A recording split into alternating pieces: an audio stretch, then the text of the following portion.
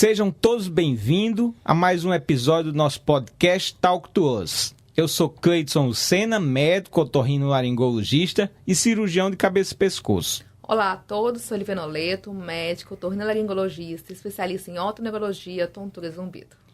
Hoje abordaremos o tema alterações metabólicas e zumbido.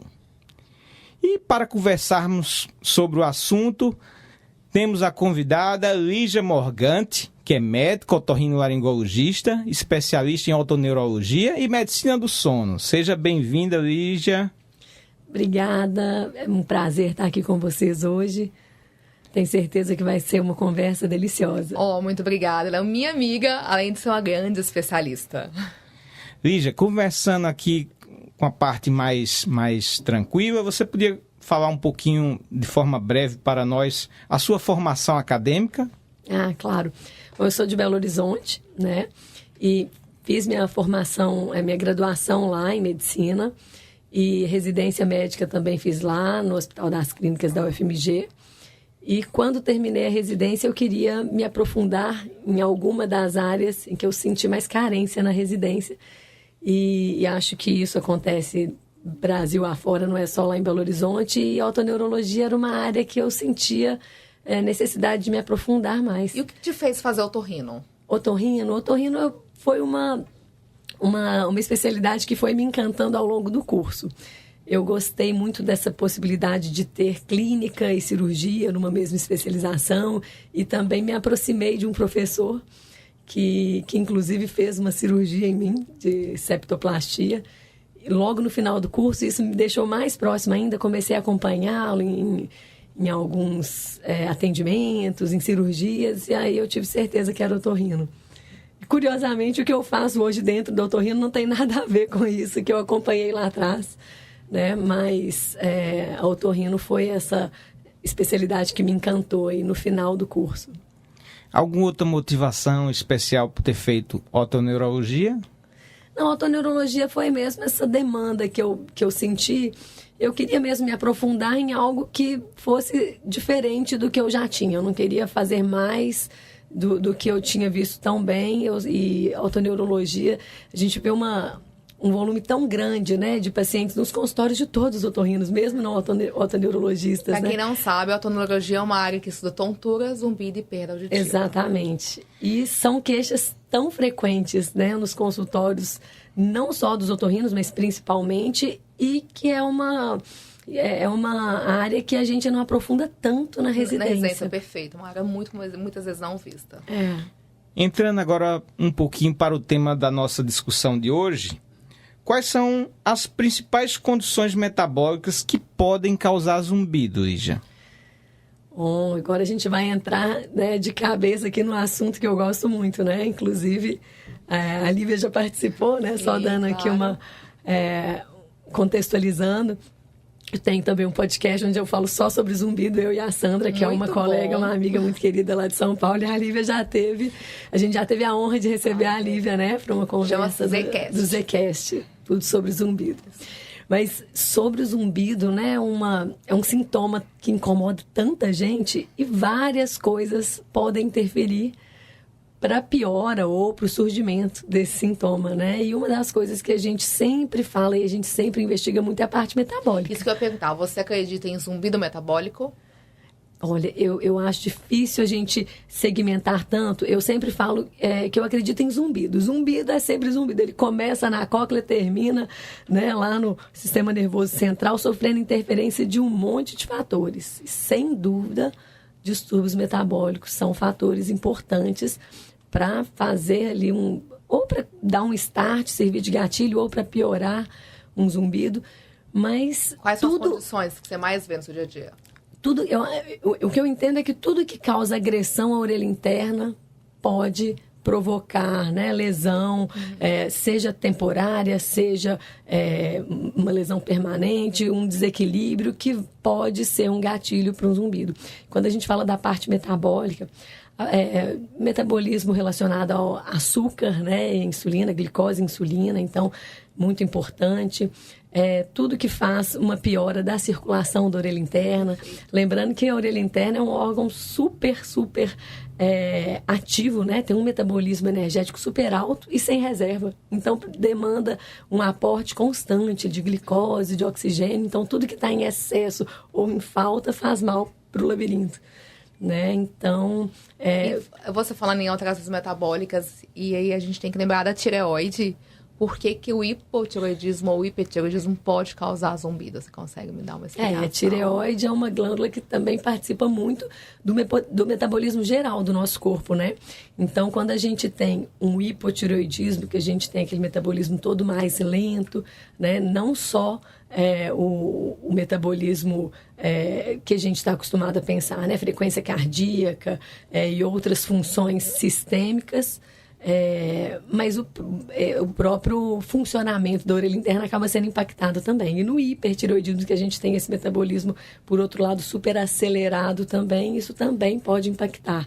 Então, de forma sistêmica, acaba que um órgão ali pequenininho, mas que tem uma relevância importante, acaba assim, a gente falando da tireoide, que tem alguns estudos mostrando que a tireoide ela até controla alguns outros sistemas, por exemplo, neurotransmissores como a serotonina. Então, às vezes, você vê que como o estresse interfere. Então, como às vezes as alterações da tireoide, vai lá, o hormônio de tireoide controla a serotonina, que a gente sabe que está altamente relacionado com humor e interfere tudo isso no zumbido, né? Exatamente, acaba alterando de forma sistêmica, né? Perfeito. Aproveitando, como é que a diabetes e a resistência periférica à insulina pode contribuir para o zumbido? Bom, e diabetes é um problema, né? Ela acaba cometendo tantas funções do nosso corpo. Mais uma vez, a gente falando aí do metabolismo, né, da glicose. Quando a gente tem qualquer desequilíbrio desse metabolismo da glicose, que a gente precisa que esteja ali de uma forma constante, mas mantida nem alta nem baixa, o paciente diabético ele vai sofrendo, né, tanto com a alteração ali imediata, né, Lívia? Às vezes a gente vê quem nem é diabético só por ter uma dieta descontrolada, ou às vezes um jovem que nem tem uma doença, mas ele tem uma alteração metabólica, ele tem sintomas agudos, e quem tem diabetes mesmo, ele tanto pode ter esses sintomas agudos ali pelo efeito naquele momento de uma hiperglicemia ou de hipoglicemia, mas além disso o diabético ainda vai acumulando lesão. Então ele pode até ter perda de audição e lesões maiores. Eu acho então, que a glicose é um dos piores, né? A gente, tanto o hipo como o hipertireoidismo, é um dos que mais interferem, né? Então a gente vê aquele paciente que não come e aí fica com zumbido. Exato. Aquele que come doce demais. Exato. E tem zumbido. Então, concordo plenamente. A gente vê isso na resistência insulínica causando alterações de inchaço, que é dropsina linfática, e diabetes mais avançadas causando processos isquêmicos. Exatamente. Perfeito. Em relação a deficiências nutricionais, você relaciona, por exemplo, uma deficiência de vitamina B12 com zumbido ou não? Sim. Ferro, esses minerais, vitamina D. O ferro, né? O paciente que tem anemia, ele vai ter uma alteração no suprimento de algo que é muito básico para o funcionamento da orelha interna, que é o oxigênio, né? Então, isso com certeza impacta. E alguns outros nutrientes ali que participam do bom funcionamento do sistema nervoso central e periférico, então aí vai B12, magnésio, zinco. A gente precisa disso para o cérebro, para o nosso sistema nervoso central funcionar bem.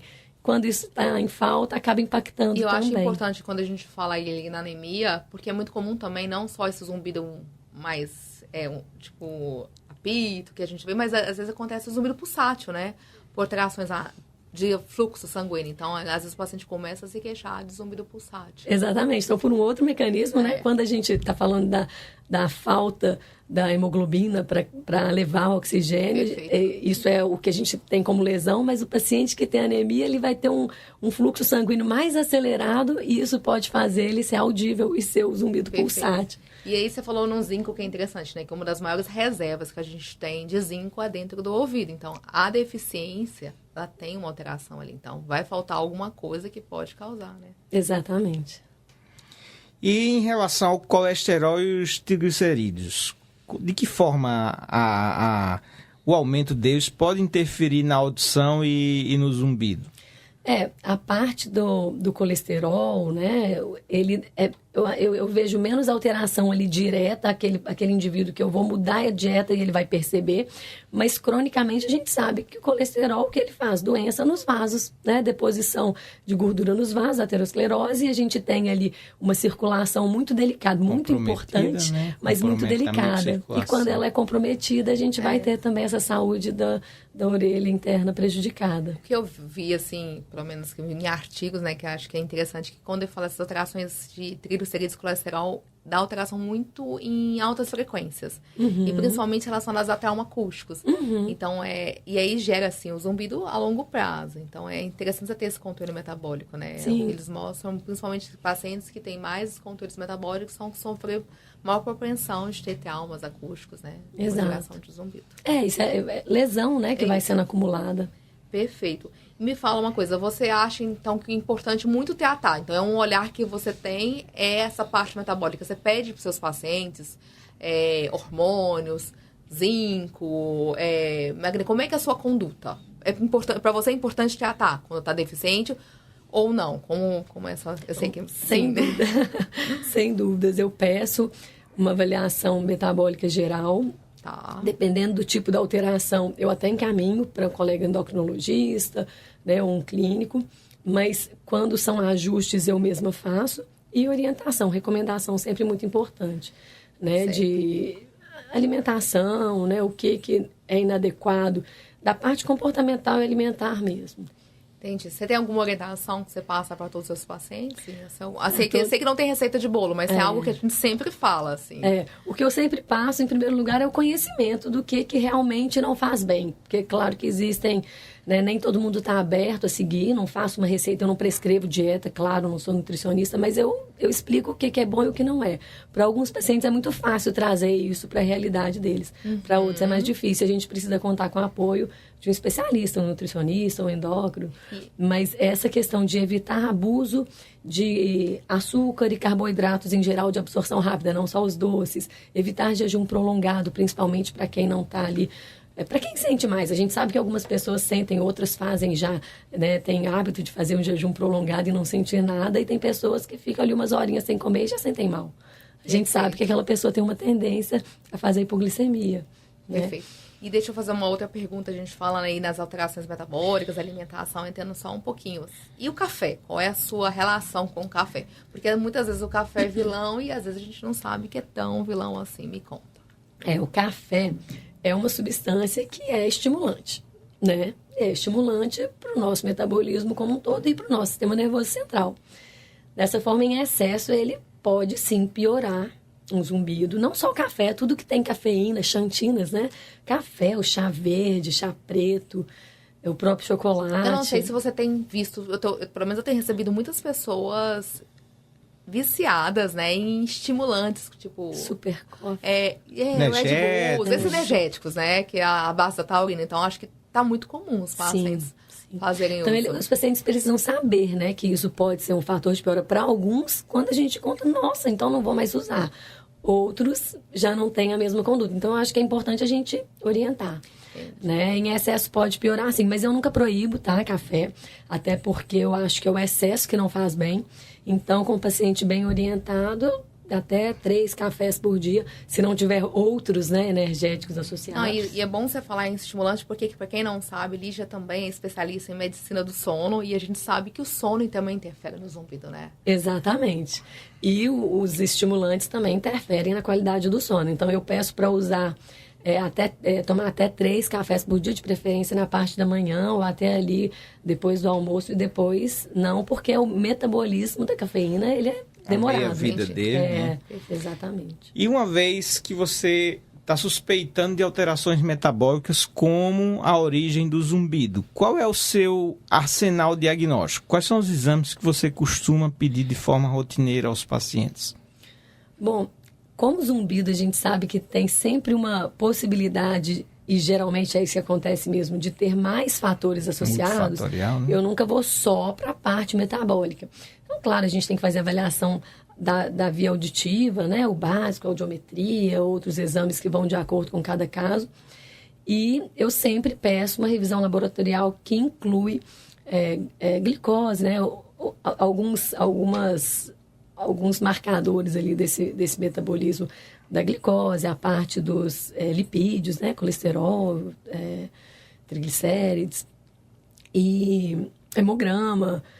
Existe um exame, a gente está falando aqui muito do metabolismo, tem um que eu não peço de rotina, mas que para alguns pacientes eu acho importante, que é a curva glicêmica e insulinêmica. Não peço para todos, até porque algumas vezes não precisa, outras vezes um paciente que sofre muito. Tem um diagnóstico já, né, de diabetes. Para que você vai pedir uma curva? Exatamente. Nesse caso, eu acho que nem pode. Mas não é uma rotina, mas às vezes a gente acaba precisando pedir. E no mais, é uma revisão laboratorial mesmo, geral. E deixa eu fazer uma outra pergunta. A gente sabe que a gente está nessa onda aí das pessoas pensar no corpo perfeito. E a gente vê cada vez as pessoas usando suplementos. Tem algum tipo de suplemento? Eu estou falando daqueles suplementos mesmo esportes, que você acha que pode ter uma relação, creatina, ou até o uso de hormônios. A base de cafeína também, que é muito comum, esses pré-treinos, né? Pacientes que acabam desenvolvendo zumbido usando essas suplementações? Eu vejo muito. Eu acho que é difícil a gente falar que o paciente desenvolveu por isso. Isso pode ter sido um gatilho, mas quando é facilmente percebido pelo paciente, a associação, na maioria das vezes não é algo que vem lentamente e dentro ali da rotina e do hábito, isso tem também. Então a gente acaba tendo que fazer várias correções. Entendi. E aí com o tempo a gente consegue perceber essa melhora. Alguns pacientes falam assim, claramente, quando eu como chocolate ou quando eu tomo café, eu sinto na hora. Mas isso não é a maioria. Entendi. Eu vejo que a maioria, não sei na sua experiência. Também. Mas eu ultimamente, eu vejo os pacientes estão querendo muito nessa parte de malhar, a gente está tendo um culto e eu vejo usando muito estimulantes. E uma coisa que tem visto muito também, além dos estimulantes pré-treino, são os implantes hormonais. Isso é uma outra coisa importante. Tem vindo muito. E aí, alteração... Gente, tudo que leva a desequilíbrio do nosso metabolismo pode interferir e piorar ou até provocar, né, o zumbido, dar o gatilho para o zumbido acontecer. E voltando um pouquinho nessa parte hormonal, a gente sabe que os hormônios, principalmente na mulher, né, interferem nisso. Então, a gente vê mulheres, por exemplo, que pré-menstruação, né, tá, aquela TPM tem um zumbido, que a gente sabe que tem a queda do estrógeno. Mulheres que pré-menopausa acabam apresentando, porque o hormônio interfere muito, né? E às vezes as mulheres estão usando testosterona, né? Exatamente. E aí começam a ter zumbido, porque começam a ficar muitas vezes mais agressivas, e isso interfere todo o nosso sistema nervoso. Exatamente. A cofenometria é um exame que você costuma pedir? Sim, costumo.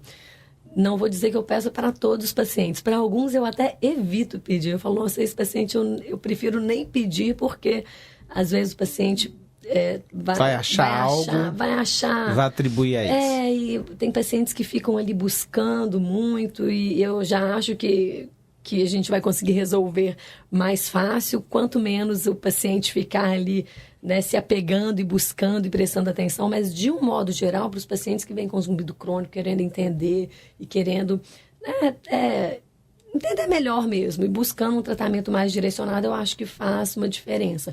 O paciente conhecer a cofenometria. Isso é bom explicar para as pessoas o que é a cofenometria, né?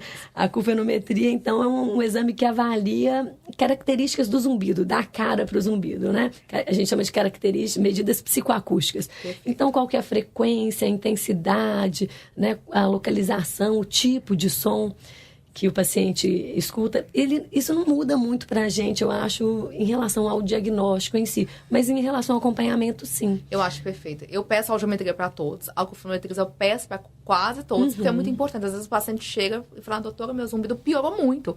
Aí você faz a cofenometria, não, ele está exatamente igual, ou até melhor. Muitas vezes é a atenção que você dá, porque a gente sabe que o zumbido tem muito mais relação ao foco que você tá do que essa intensidade dele. Exatamente. Né? Às vezes a gente vê alguns pacientes que têm uma intensidade do zumbido menor e com um desconforto maior do que alguns pacientes que têm intensidade maior. Então, na verdade, ele serve muito ali como algo para dar uma norteada do indivíduo com ele mesmo, né? Não Perfeito. Como comparação. Muito mais como acompanhamento. E para validar também, eu acho importante, porque às vezes o paciente fala, nossa, ninguém acredita no que eu tenho, ninguém entende o que eu tenho, e aí você vai lá e fala, não, eu tenho um exame, inclusive, que mede, a gente consegue entender, assim, muito bem o que está te incomodando.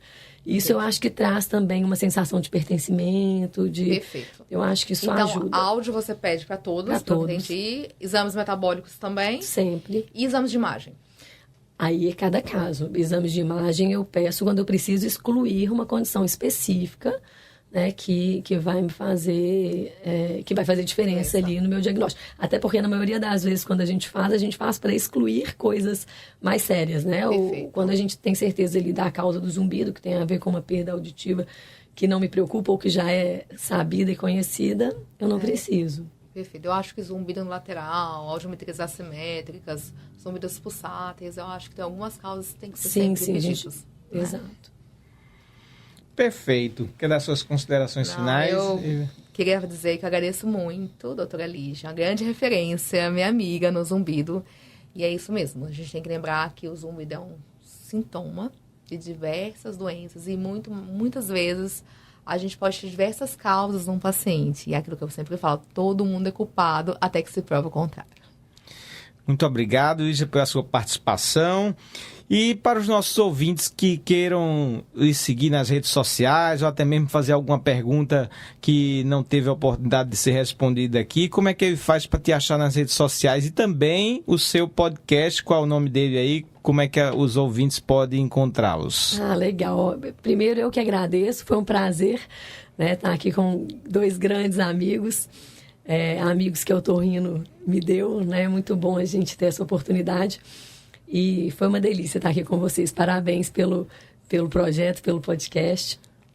Eu tenho meu Instagram, Lígia Morgante, @. E a gente tem do Zcast, tem lá também o perfil dele no Instagram, mas a gente está principalmente no Spotify e no YouTube. É Zcast, tudo sobre zumbido. Muito bem. Então, foi ótimo estar aqui com todos. Até o próximo episódio. Obrigada.